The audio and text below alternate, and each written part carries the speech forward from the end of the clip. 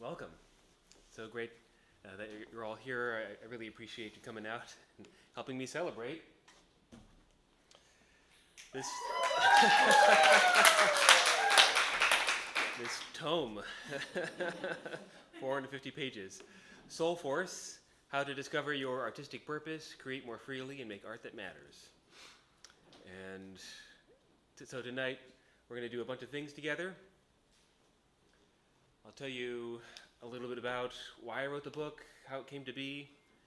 Oh, and cell phones on silence, please.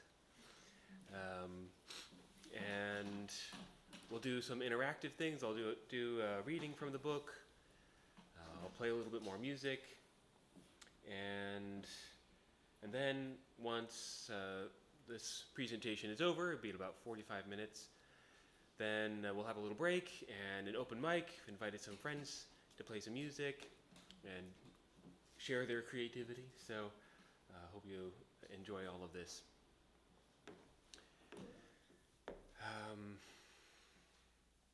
So this book really came out of my whole life. Thinking about, so why is it that I wrote this book? So a really big part of my story is when I went to college for music. I really enjoyed being there. I was learning so much. I felt really inspired to be training and doing something that I loved. And then in my second year of violin school, I started to have pain in my arms, both arms. And it started to spread to my shoulders and my neck and my back, and pretty soon I could barely play. I could barely write. I could barely wash the dishes. I saw all the doctors and all the physical therapists and chiropractors and you name it, I did it. And still, after a year, I was still in pain. And I had no idea what was going on. And then I took this class on something very strange called the Alexander Technique, and it really opened up my eyes. What I learned in this class was that I first of all, I had a body. I remember being so confused in the beginning of this class because the teacher was asking me to pay attention to my body while I was doing things like playing violin. And it had never occurred to me that this might be important. I thought that playing the violin was all about getting the notes.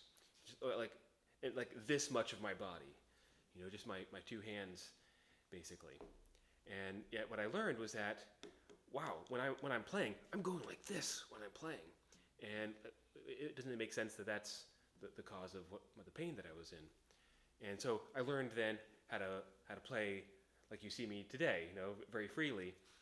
And one of the consequences of that was, yes, I wasn't in pain anymore, but another thing happened. This really amazing thing happened where my technique became so much more fluid, became so much easier to play. And not only that,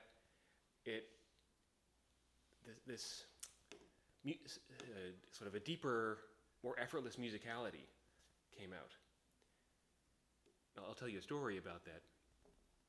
So I was very inspired by this, and I went to the teacher training program to become an Alexander Technique teacher, and there I met many other wonderful people, including Robin Zoana and Andrea here. And one of the experiences that I had over and over there was watching my colleagues go through the same process and seeing an amazing shift happen in their musicality. So one story that I like to share and that I share in my book is about a pianist who, there's a sort of a before and after thing that we would do in the school. So she would play her piece, and she was quite gifted. It sounded very nice. And then my teacher would come to her and help her release any excess tension from her body. And then when she would play again, it was stunning. Her music became luminous. There was this whole other expressive quality that just showed up. And it's that expressive quality, which I now call Soulforce, which is what every artist wants to express. Every artist wants to channel this because it feels so good. And every audience member wants this. This is like the magic juice that brings us to the museum or the concert hall or the dance or whatever it might be. And so it was so striking to see this Soulforce come out, fully formed. And what I had a hard time understanding this at that time, because I was so accustomed to the idea that more effort, more work would make things better. And of course that's true to some degree, but for so many of us, there's a kind of work that actually gets in the way. And again, all that tightening that I've been going through. So many of us have our own version of that. It's not necessarily the injuries, but like burnout or performance anxiety or self-doubt or difficulty making a living in the arts or the existential fear, does my art even matter?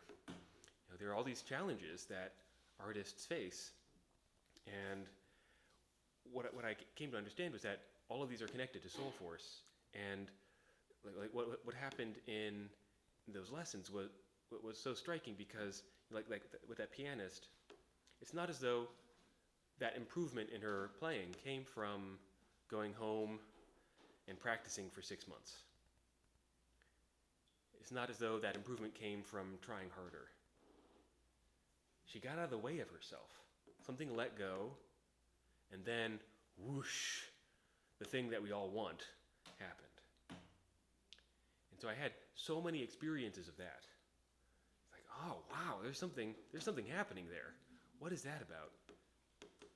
And so then a couple years ago, at the beginning of the pandemic, I was listening to a podcast with this one of my favorite authors, Jamie Wheel, who's a flow expert, and he studies existential risk as well.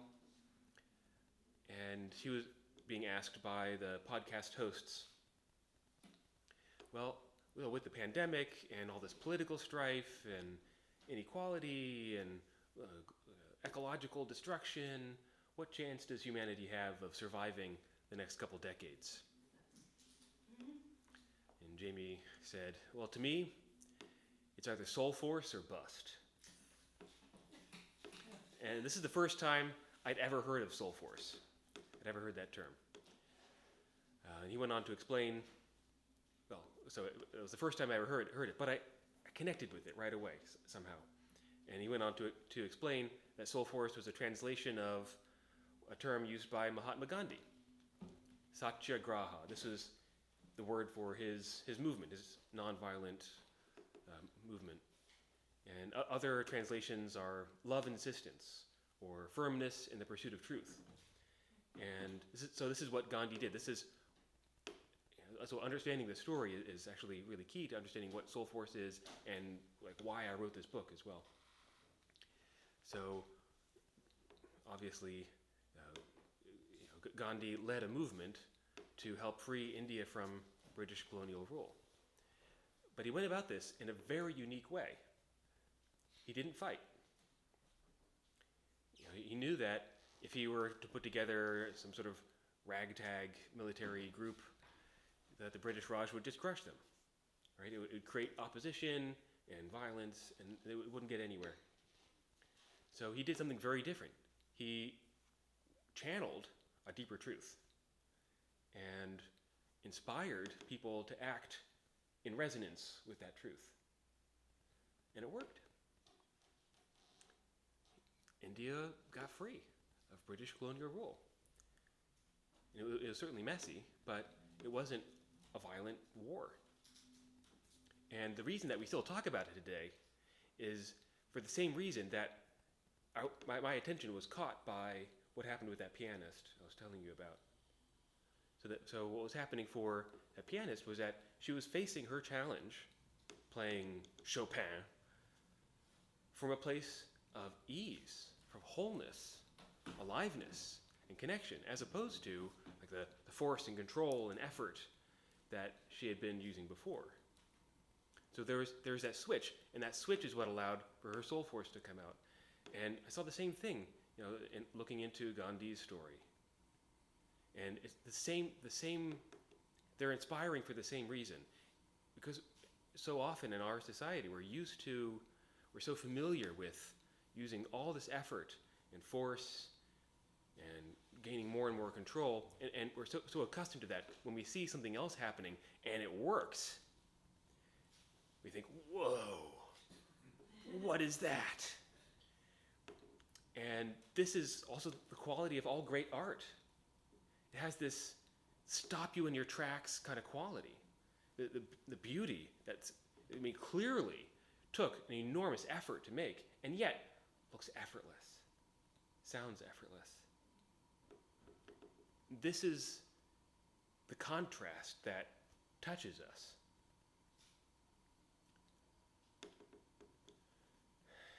And so all of this was coming up for me while I was listening to this podcast. And in that moment I thought, whoa, what if, since I was already teaching this material basically in my Alexander Technique lessons, and I could see all this stuff happening in my students, them getting freer and their creativity improving. What if I could have a Soulforce Arts Institute and teach this most important quality, this life-changing, world-changing quality to artists? Because so many of us experience some version of what I went through, where we have this desire to express our gifts, and we come to the training believing that, well, I'm just going to be able to express my gifts better, won't I? What if I go through this school, or if I become an artist in some way? And so often, some of that happens, but some part of your soul gets squashed, or your body gets hurt along the way, and this contradicts what our hearts long for. What we know to be, it's not supposed to be this way. And so one of the reasons that I sort of got onto this Soulforce Arts idea was because I wanted to right that wrong. I wanted to put Soulforce back in its proper place, at the center of artistic training, the center of our artistic lives, how we create, perform, practice, teach, make a living. So all of this sort of bubbled for me for about a year. And then the culminating moment in terms of actually writing the book was in the summer of 2021, where I heard the report from the Panel for Climate Change, the IPCC, International Panel for Climate Change, saying code red for humanity. And in that moment I thought, well, rehearsal's over. What's mine to do? And I faced a real conundrum. Here I am. I'm not some politician or billionaire, philanthropist, or social media icon. I'm just me, just a musician. And so what can I do? And in the story of our society, our society, sort of one of our motivating or central stories comes from Isaac Newton. If you want to make a big change, you have to have a big force. And again, to some extent that's true, but there are other ways of inviting change in the world, and just only inhabiting that idea of change can be very disempowering, because if you don't have a big force, well then, what can you do? And so, over this period of time, I was studying Gandhi and other thinkers like that. I realized that change can also happen through resonance. Getting in touch with some core, deeper truth or desire in yourself and expressing it skillfully can resonate with that same desire or truth in others. And, well, isn't that something that art has done over the entire time art has been around. And so in any case, I was thinking about all this and talking about it with a friend, and she said, well, you should write a book about this. And so I did. And thank you. So the book consists of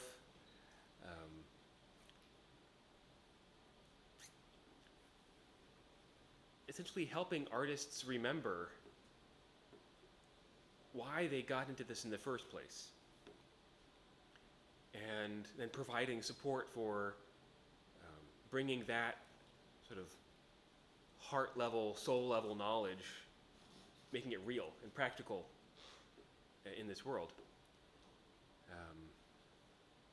And so the book consists of what you might call it a holistic arts pedagogy, where instead of like what I encountered, your art happens in the practice room or up on stage or just in the studio or on this little piece of canvas. In my view, your art is an expression of your whole self.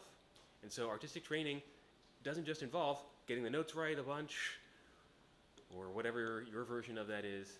It's a process of self-development that culminates in creating art with Soulforce.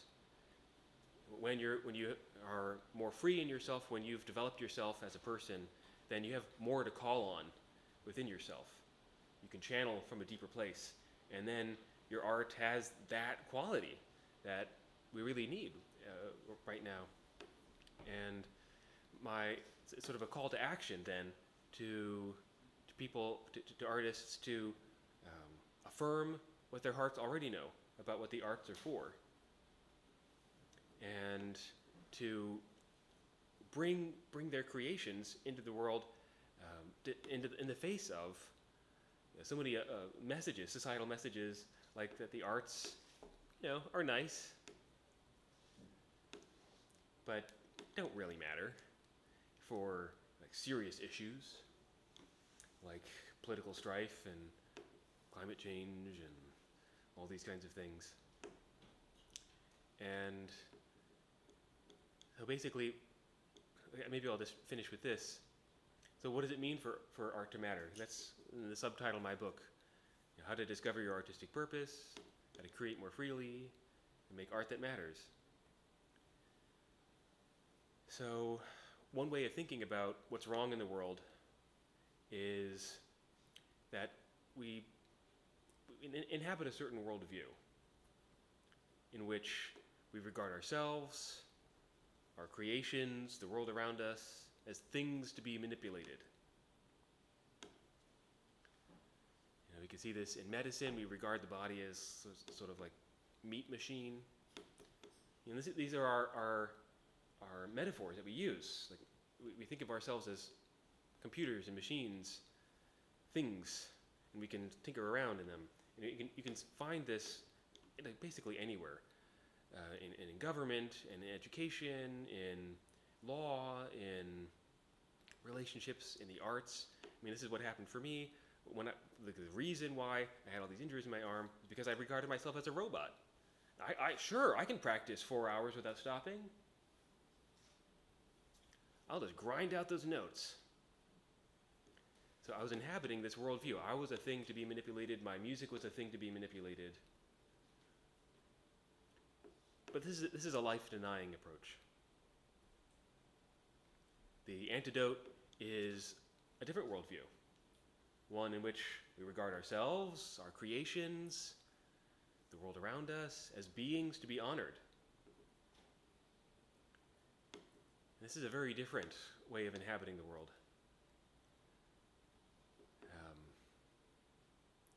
It's actually a very ancient way of inhabiting the world. Think of animism. Animism is not just a belief, but a whole way of being in which you regard the world around you as a being. You can have relationships with rocks, and that sounds silly to us, but only because we're so used to thinking of things as things, lifeless objects. And so the antidote to all these issues in the world, the othering, that's behind all kinds of bigotry. That's considering other people to be things to be manipulated. Hey, good to see you. So the antidote to that is regarding ourselves, our art, our world as beings to be honored, and in that things come to life. When I regard my music as a being to be honored, I'm no longer am like in this mode of creating by force, creating by effort. And what kind of creating is that anyway? Creating works best when it's a surprise, when it's a gift. It comes into being. All the greatest artists talk about this, channeling something, and then like I didn't create that; it just came through me, right? Like that's where all the really good stuff happens, and you can only do that when you regard your creation, yourself in the creative process, as a being to be honored, something with its own life, its own sentience and intelligence and direction.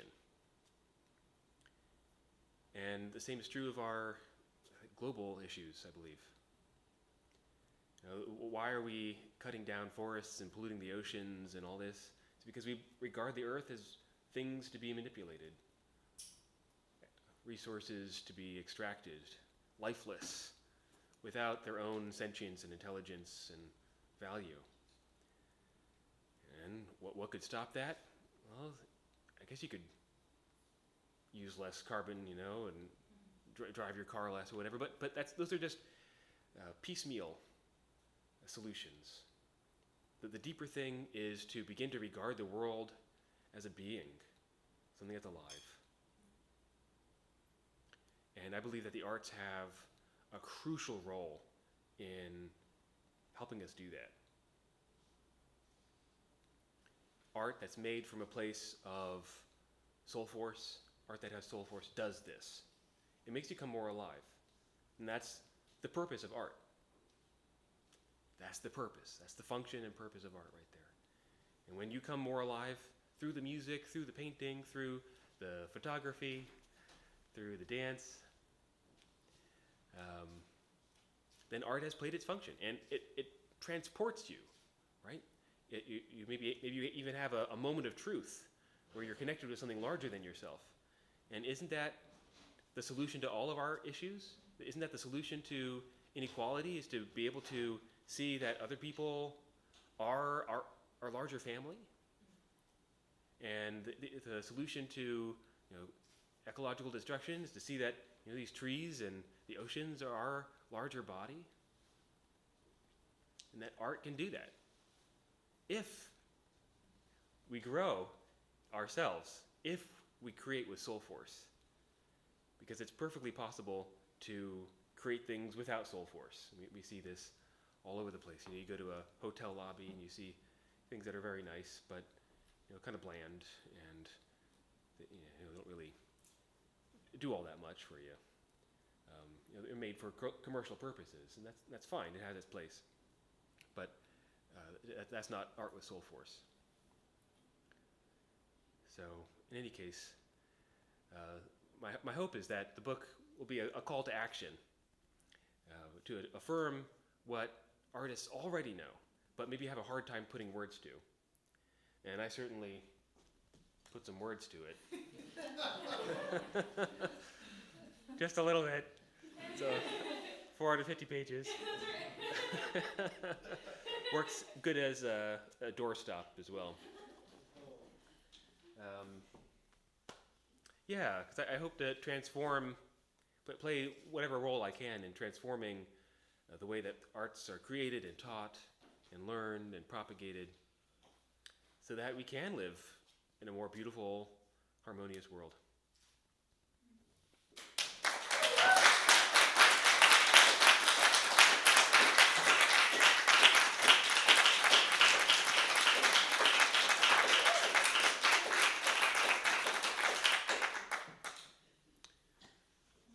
Well, I'll do a little reading in a bit, but I'd like to make this interactive as well. I'm wondering, what's coming up for you?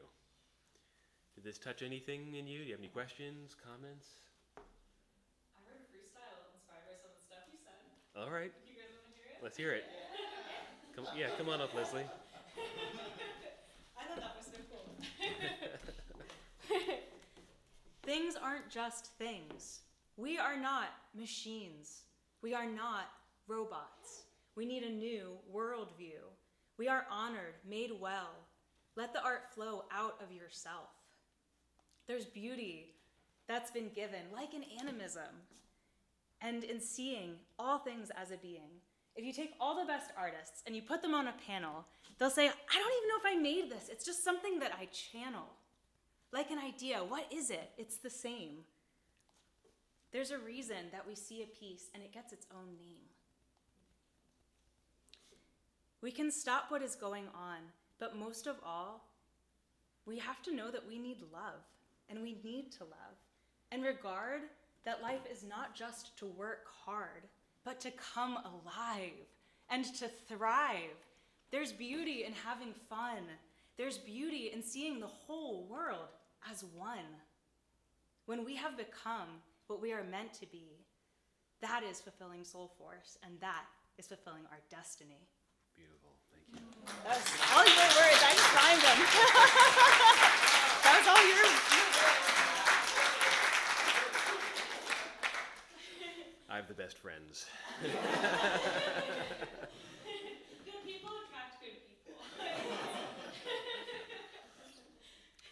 Yeah, anybody else want to share? It better be just as good or better than that.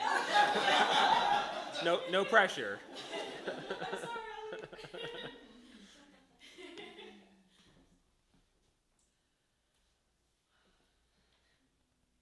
I also really like the part about comedy. That was cool. I've known you for quite a few years now. Yeah. And I haven't seen you for quite a few years, but I'm really impressed. And I think it's exceptional. And I've seen you through different periods of your career and ups and downs and Yeah. different things. We've been close in sometimes. And I think this is an extremely important point that you're making. And I think there's a ton of evidence also with creativity and artistic, people. One place, I stayed at Manhattan Plaza for a couple months in New York City. It's kind of in the heart of the theater district. Actually, Michael, do you mind coming up here? Because my microphone's right here, and recording all of this. So yeah, yeah, go. Hello. Go for it. Thanks, buddy. And I stayed at the Manhattan Plaza for a couple months off and on, I don't know, about 11 years ago. And what I found is a 45-story building, and it was filled with all different age ranges and also income. And what the history about that was back in the 70s in New York City, especially the theater district, was a mess. And they brought in brute force and more police and all kinds of stuff. And what happened was some inspired people, I don't know who, but they put together creative people and said, hey, let's bring a lot of the theater people and the musicians and the artists and the actors and build kind of a block that was kind of infiltrated, if you will, with these kinds of folk. And all different age ranges from elderly to little children and babies and families. And that model transformed what we now enjoy of New York City, the theater district, and that whole creative vibe, and it turned the whole city around. And apparently they've used that same model in many other cities across the country. And I don't think it's super well known, but I thought it was a fascinating, as a writer, producer, and different creative person, I was like, yeah, go team, so anyways, but congratulations, buddy. I think it's fantastic. Mike?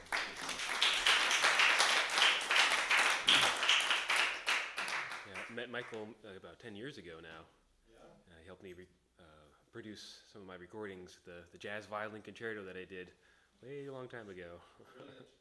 Yeah. Brilliant writing. Thank you. Anybody else?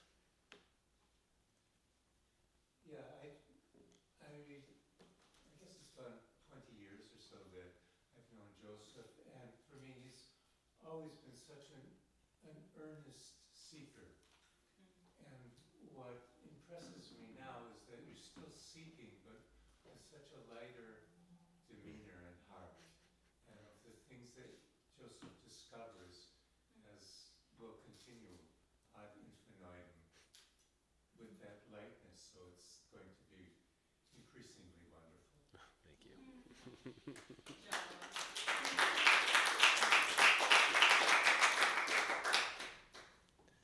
Oh, that's very sweet. All right, well, I'm going to read a little bit from my book then.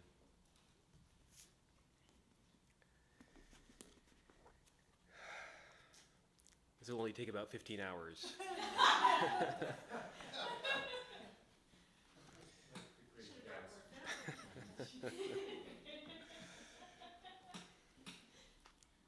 All right, I'm going to read the conclusion.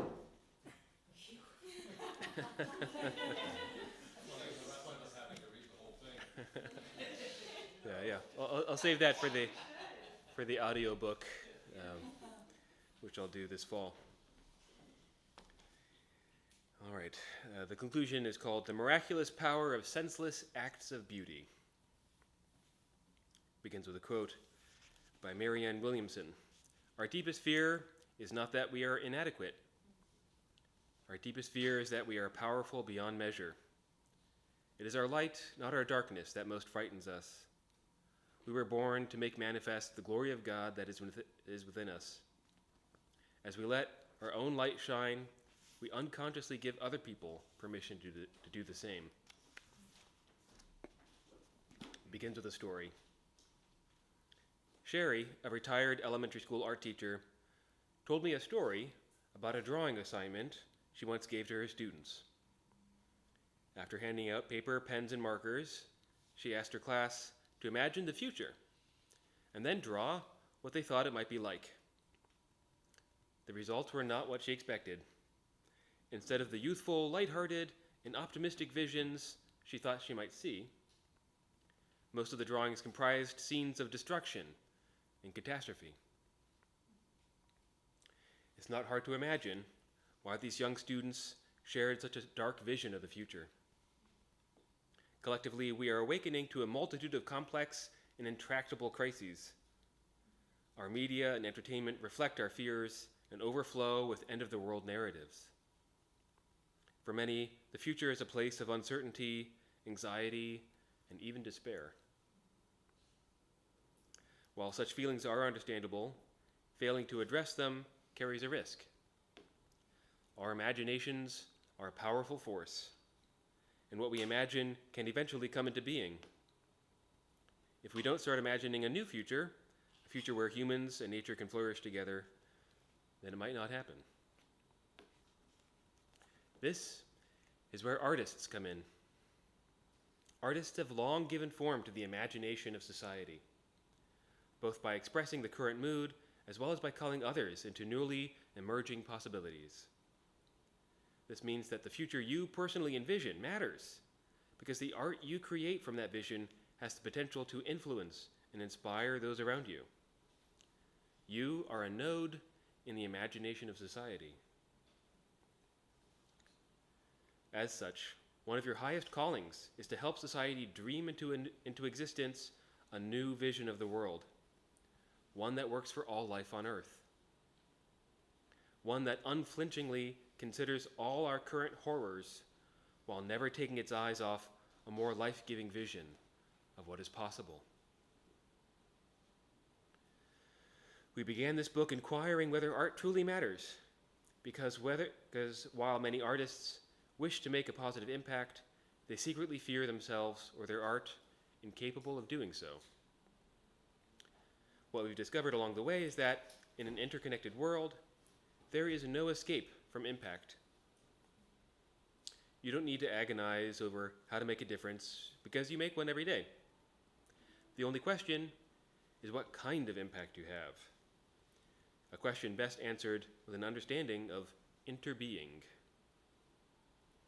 You are neither a separate agent acting upon the world, nor a helpless victim of larger forces. Instead, you are the world, evolving and finding expression through your unique being. From this larger perspective, your art matters when you contribute positively to the world's evolutionary process, enabling life and consciousness to become more complex, whole, and alive. The Soulforce Arts approach was created to help you accomplish just this. It is an evolutionary artistic pedagogy with a truly inclusive outlook. It reveals that none of the usual areas of focus of artistry today, tradition, achievement, self-expression, money, or status, are sufficient by themselves to contribute meaningfully to our world's healing and evolution. Far from implying that we throw these areas of focus away, the Soulforce Arts approach says that each has their place in our artistic lives. Their true value is revealed with an evolutionary perspective. When each of these contributes to your artistic evolution, they function to bring the world more alive through your art. As powerful as it is, the Soulforce Arts approach is not a panacea for the world's problems. Indeed, to rely too heavily on this or any other set of solutions may only serve to disconnect you from the only thing that can reliably guide you through times of uncertainty, your heart's wisdom. Trusting your heart's guidance requires a leap of faith. But what other options are available in a world gone mad, where all our usual institutions and ways of making sense are crumbling before our eyes?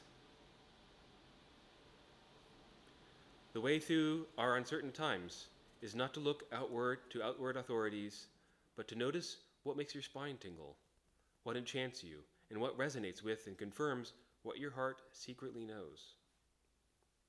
These are the breadcrumbs that will lead you and then those around you out of the dark forest. You are as worthy a vehicle for the world's evolution as anyone else. So you can trust that your heart knows the way. No matter how bad things get, never settle for less than what your heart knows to be possible. This is your sacred task as an artist today.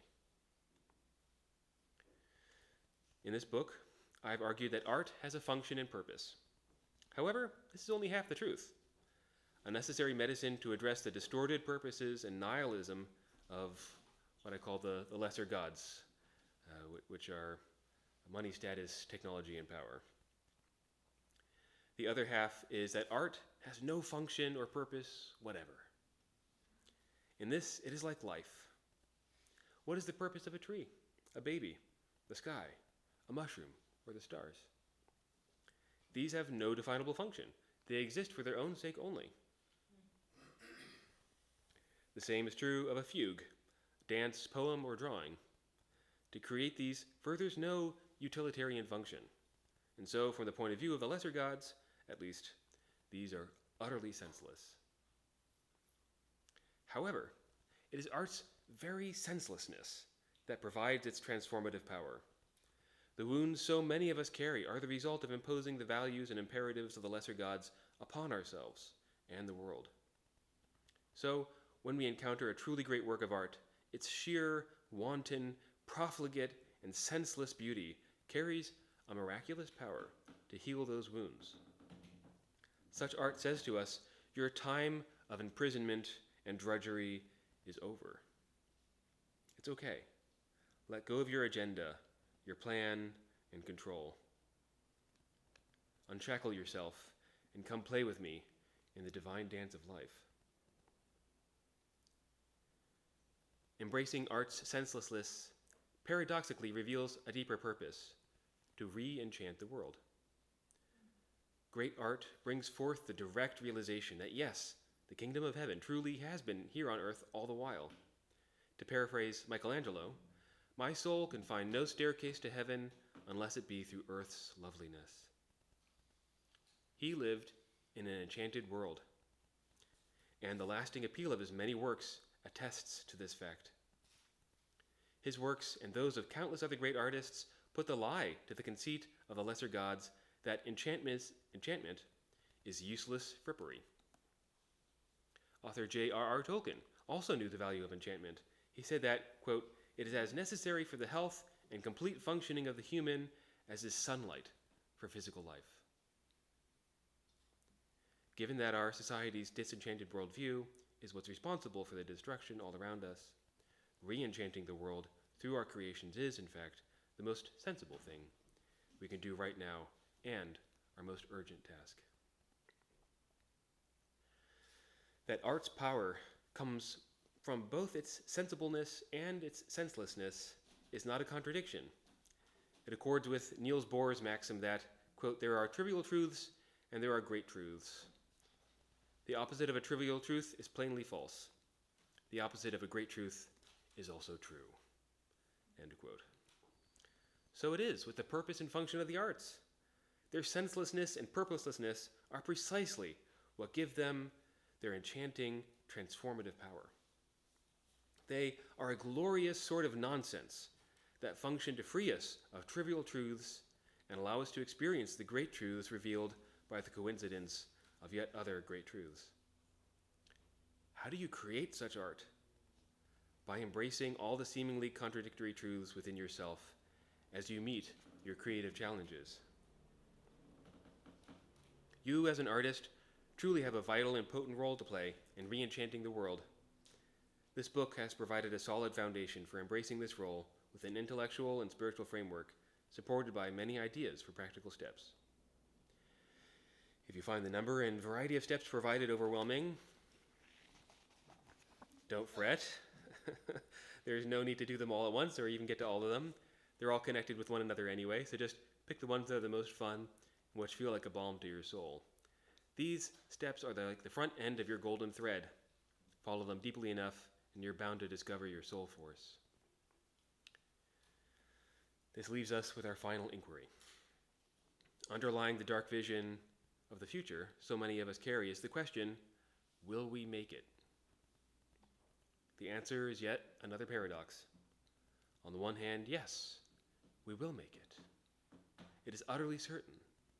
In the field of potential that the future represents, the more beautiful, harmonious, and evolved world our hearts know is possible is already on its way.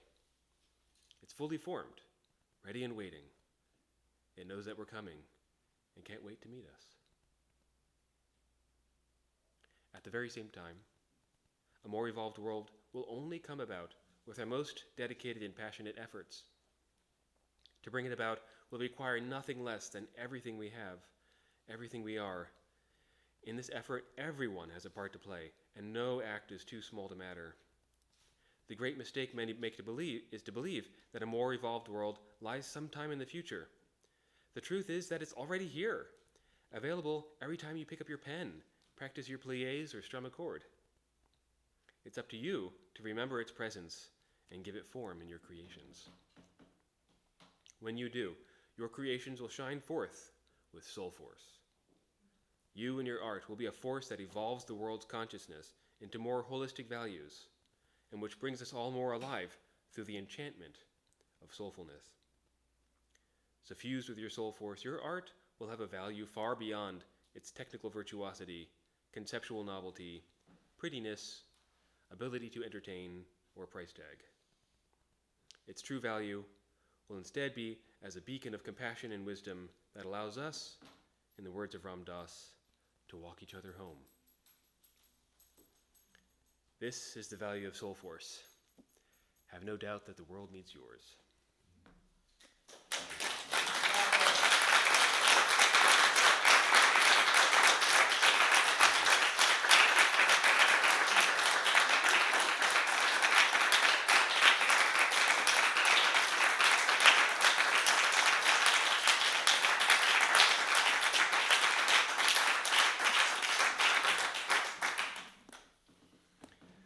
Great, well, I'm going to play another piece for you.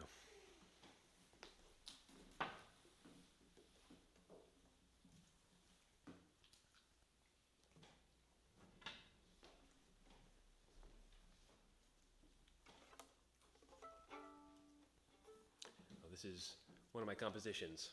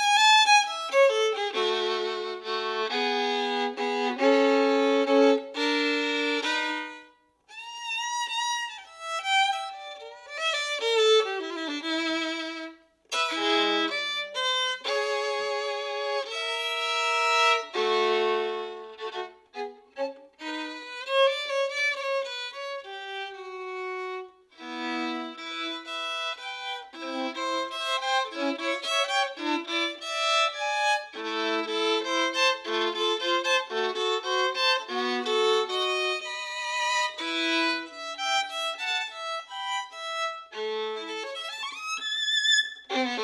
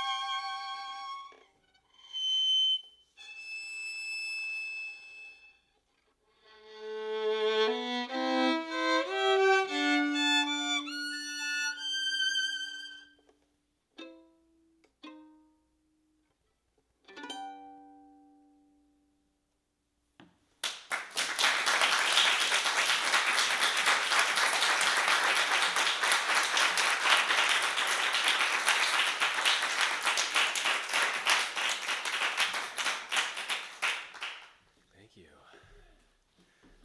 All right, so just a couple things, and then we'll take a little break and have the open mic.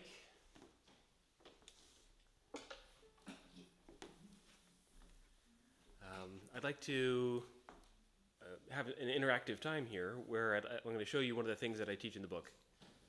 And hopefully that'll be practical and helpful for you just in whatever you do in your life, whether or not you consider yourself to be an artist. So this is based on, well, it's my method called playing from the heart. Playing from the heart is a method of learning how to turn the techniques of what you do into real art, something that's actually alive. So for music, it's like turning a bunch of notes into real music. For working with visual arts, maybe turning a bunch of blobs onto the page and color theories and whatnot into something that really pops off the canvas. So how is this done? I'll ask you, what's the difference between a bunch of notes and real music? What do you think? Perception of the person that's listening? Well, that's part of the picture, perception, just the perception of the person that's listening. But there's something happening for the artist as well. What's happening for the musician? Well, you were talking about listening with your heart. Mm-hmm. For me, it has to do with a certain kind of listening that feels authentic or real or true in the moment. Yeah, a certain kind of listening. I think that's beautifully said. Anybody else have an idea? What turns a bunch of notes into real music? Organization. Organization? What do you mean? Organizing the notes in the particular pattern and order. Well, I'll show you one kind of organization.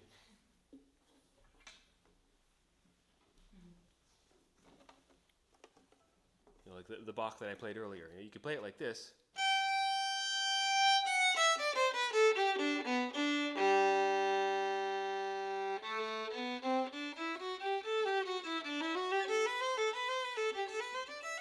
And so on. And so that sounds nice, but I'll play it again with a different intention.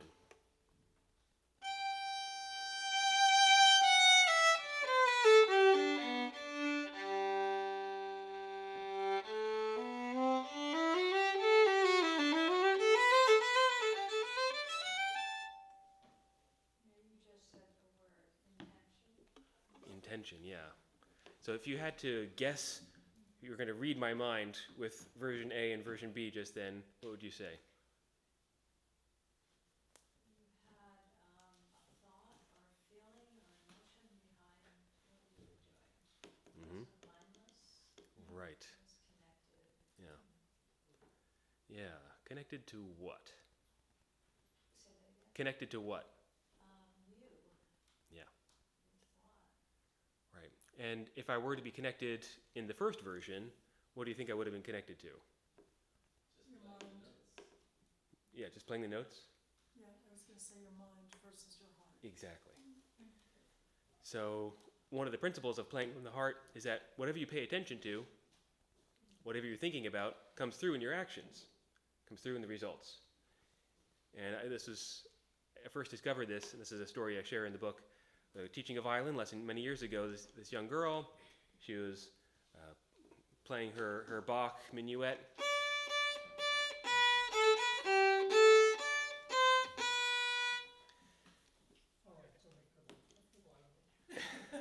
And afterwards, she asked the most amazing question. Why does my music sound so robotic? I thought, finally.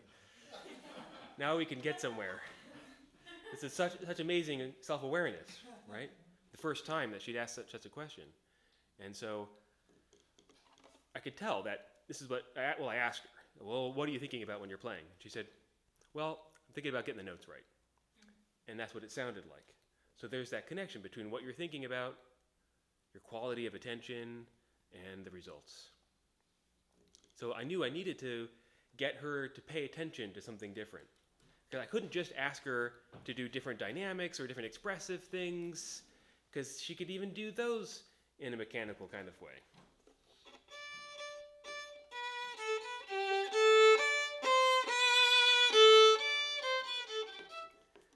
Right? Got louder and softer, but it's not real music yet. It's not alive. And I knew I needed to get her in touch with that aliveness. So I'll ask you the same question I asked her. When you hear a piece of music that you really like or that you don't like, how do you know? How do you know that you like it or you don't like it? What? Yeah, go ahead. Yeah, what do you feel? I don't know, it makes you feel good. Right? Or makes you feel something that you felt before. Yeah, makes you feel something. Yeah, it moves you. Right. Or like literally, Yeah. boogie. Exactly. Exactly. So there's an embodied response. Yes. You know, Duke Ellington said that if it sounds good, it is good. I say if it feels good, it is good. Playing music, if there weren't an embodied response to music or the other piece of art, you wouldn't know if you liked it or you didn't. Because there wouldn't be that either pleasant or unpleasant experience. The desire to move or not. Feeling more open or more closed. Feeling more free or more tight. Your attention being more engaged or more bored. I call all this your inner audience member, the part of you that feels something when you hear something or see something. And so I asked her to simply pay attention to her inner audience member. This was something alive inside her while she played.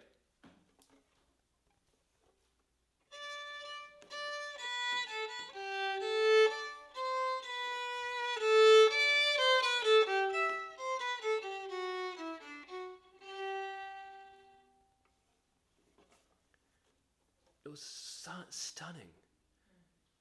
I could still tell it was this 10-year-old girl playing violin. But I could hear her coming through for the first time. I was so touched. And I've heard this piece and played this piece so many times. But hearing it from her, from the heart in that way, made it new. I wanted to hear more. So I'm going to lead you through an experience of just this.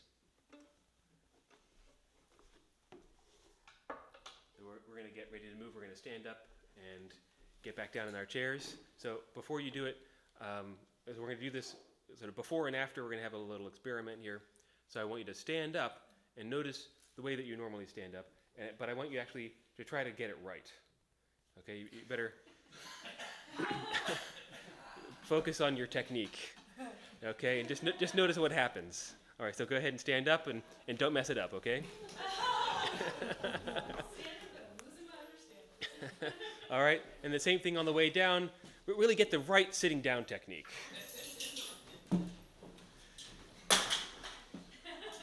Okay, what does anybody notice? No one sat in your lap. Security. That's a creative answer. I noticed the can fell to the floor, both literally and figuratively. All right. I felt like I was more like, is this what is wanted? So I felt more self-conscious. Yeah. Yeah, so anxious, self-conscious, More fear. more fear. What about more tight or more free? Tighter. Tighter. There's a lot of effort. A lot of effort. A lot of work. Yeah. A lot of judgment. Yes, a lot of judgment. Too much thinking. Too much thinking. Does any of this feel familiar? Right? And this could even be familiar to the creative act, right? This is, again, so much of what I experienced. And so many artists experience this kind of mode. You got to get it right kind of mode. So we're going to do the opposite now, or the corollary, which is to notice your inner audience member, the part of you that feels something in response to whatever it is that you're doing. You can basically ask your heart and your gut how your heart and gut want to stand. All right, so you're going to listen to this as you stand, very simply. Okay? Just try it, experiment. How does your heart want you to stand up right now? You can go ahead and do that when you're ready.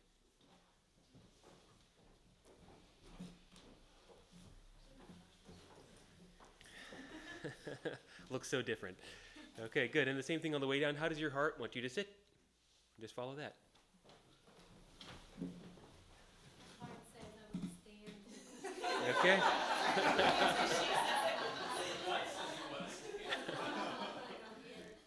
There you go. Well, that's good. That's great. I love that. Okay. So what does anybody else notice? It was easier. It was easier? Yeah. What else? Kinder? And flow. Flow? I've never listened to my heart standing up or sitting down. Yeah. An unfamiliar experience, I know. It was fun. It was more fun. Yeah. I found I was moving with my breath. Yeah. Right. And I certainly saw a very big difference in all of you. And I felt a very big difference. Even though I wasn't standing or sitting, it's like sort of as an audience member to your performance here, I was enlivened. Just like I was with my young student all those years ago. And this is one of the greatest gifts that you can offer your audiences, the people in your life. When let me put it this way, I'd much rather see or hear a performance of a simple piece played from the heart than a very fancy one played from the head. Because in the former, I'm going to come more alive. In the latter, I'm going to walk away like, ugh. Or why? You know? Okay. So that's playing from the heart. I have a whole chapter on that. That's how you bring your creations more alive. Let's see. I'm going to check my calendar of events here. We're coming towards a close. I did a rap for that too, if you'd like. You did a rap for that? Oh, Yeah. bring it up. Thank you. My friend's joke, I have an AI chip in my brain. I also noticed, by the way, when we stood up and sat down the second time, there was way more laughter. So we weren't just more connected with ourselves, but we were actually more connecting with each other. Absolutely. Yeah. All right. You can play just what they wrote. Just focus on the note. And that's great, but does it resonate? Even in nature, things align, like a sine wave. Does it put you in a groove? Does it make you want to move? Does it make you want to dance? Listen to your inner audience. Are they clapping? Because you need love to make that happen. So use the heart, not just the head, because that's where art is alive, not dead. Wow. I'm so excited I get to Yeah. And that. Yeah, it's amazing, right? Yeah. So this is one of the greatest gifts that we can give our audiences, right? It's not just the particular piece that we're playing or the particular thing that we've created. It's that experience of relaxation and fun and coming together. This is what art is all about. Okay, so we're coming towards the end here. Let's see. Oh yeah, so I'm going to be giving away some books as well. So I have a couple of copies of my book here. If you'd like to get one this evening, I will send, or in the next 24 hours if you order online, I will send a copy for free to a friend of yours, a signed copy. So kind of a buy one, get one free here. And also be raffling some copies of the book and private lessons with me as well. So I'm going to put these cups here. You can see the table with the books, and right next to that is another little table. And I'll label those two mugs in just a moment, and you can put your name in the mug if you want the book, either for yourself or somebody else, or the lesson. And if you do get the book online through Amazon, what would be really helpful for me is if you would leave a rating and review. That helps quite a lot on that system. Just a couple more announcements. I have some work classes coming up. I'm giving a free master class called Love Creating Again. Revive your creative spark and reclaim your artistic purpose. It's a free master class on October 5th. It'll be online. And it'll address many of the things that I've been talking about here. Especially the pain of sort of disconnection from our creative spark and how to get back in touch with that. So that's what we're going to cover. And I also have a 12-week course coming up based on my book called Soulforce Activation: How to Harness Your Inner Creative Power, Create More Freely, Discover Your Artistic Purpose, and Make Art That Touches Lives. It's a long title, but we're covering a lot. So if you know anybody who might be interested in such things, please send them to my website or put them in touch with me. You gotta work on your acronym. Well, you live in DC, so everything's like Everything's an acronym.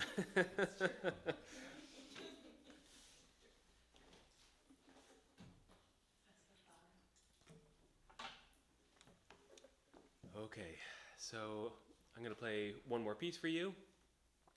and then we'll have a little break, and then we'll start playing some music. So when we start playing music, we can bring your snacks and all around and sit down and listen. We have some really special music here to play for you this evening, and I'd love for it to be a listening kind of experience. And before I play this last piece, I just want to take this in, soak this in. A friend of mine was congratulating me on the book and said, have you really let it sink in? So here I am, letting it sink in. Thank you all for being here. Yeah. I feel like we should clap again for this.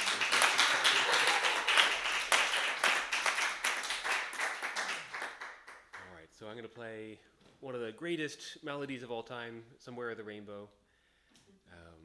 And I've created my own arrangement of that.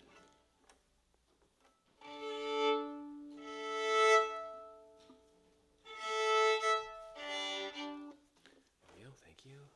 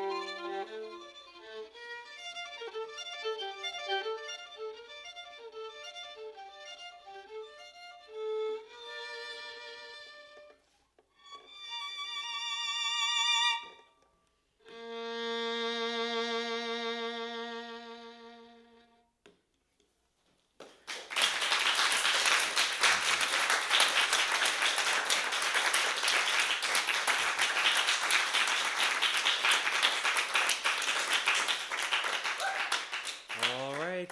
Thanks so much. And please have some snacks that my mother very generously brought.